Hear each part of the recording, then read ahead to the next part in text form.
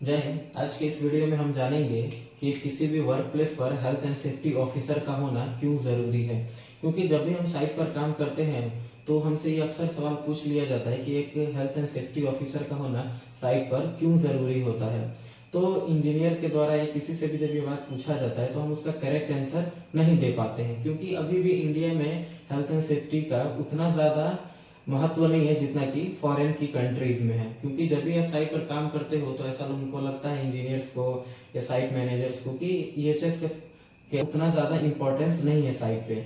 अगर हम बताते भी हैं या उन्हें अगर हम आंसर भी देते हैं तो सही तरीके से आंसर नहीं दे पाते हैं। तो आज का वही हमारा टॉपिक रहेगा, why we should manage workplace health and safety. किसी भी हम साइट पर जो है ईएचएस ऑफिसर का होना क्यों जरूरी है। 3 पॉइंट्स इसे समझते हैं। इसमें पहला है मॉरल।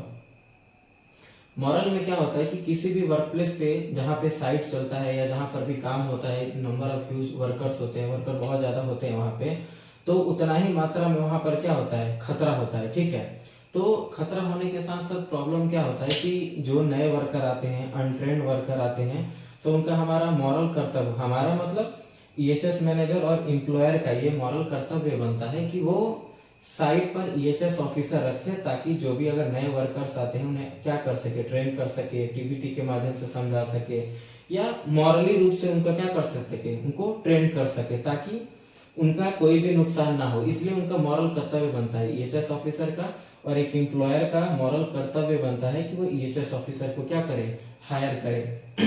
क्योंकि नैतिकता बनता है उसका कि मॉरली रूप से उसको क्या कर सके, वर्कर को सपोर्ट कर सके उनको, ताकि फ्यूचर में उनको कोई भी प्रॉब्लम ना हो या काम करने में कोई भी क्या हो, उनको दिक्कत ना हो। साइट पर अगर काम कर रहे हैं तो क्या करें, सेफली काम कर रहे हैं, या साइट पर उनका पानी पीने का अच्छा व्यवस्था है कि नहीं, रहने के लिए उनका अच्छा व्यवस्था है कि नहीं, या उनके लिए जो भी बेनिफिट्स हैं क्या उन्हें प्रॉपर तरीके से मिल पा रहा है कि नहीं मिल पा रहा है। ये हुआ पहला हमारा मॉरल। मॉरल से भी ज्यादा सबसे ज्यादा इंपॉर्टेंस क्या हो जाता है हमारा, फाइनेंशियल। फाइनेंशियल में क्या होता है कि मान के चलो कोई भी ऐसा वर्क प्लेस है जहां पर ईएचएस ऑफिसर नहीं है, तो एम्प्लॉयर को क्या नुकसान होगा, इसमें ये समझने वाली पॉइंट है। फाइनेंशियली रूप से क्या होगा कि फाइनेंशियली में दो चीज आता है, एक आता है डायरेक्ट कॉस्ट, एक आता है इनडायरेक्ट कॉस्ट। इसका कहने का क्या मतलब हुआ कि किसी भी साइट पर अगर ईएचएस ऑफिसर नहीं है तो सबसे ज्यादा उस साइट पर क्या होगा, एक्सीडेंट या इंसिडेंट होने के चांसेस सबसे ज्यादा बढ़ जाएंगे, जिसकी वजह से क्या होगा, फाइनेंशियली रूप से एम्प्लॉयर को क्या होगा, बहुत ज्यादा नुकसान होगा।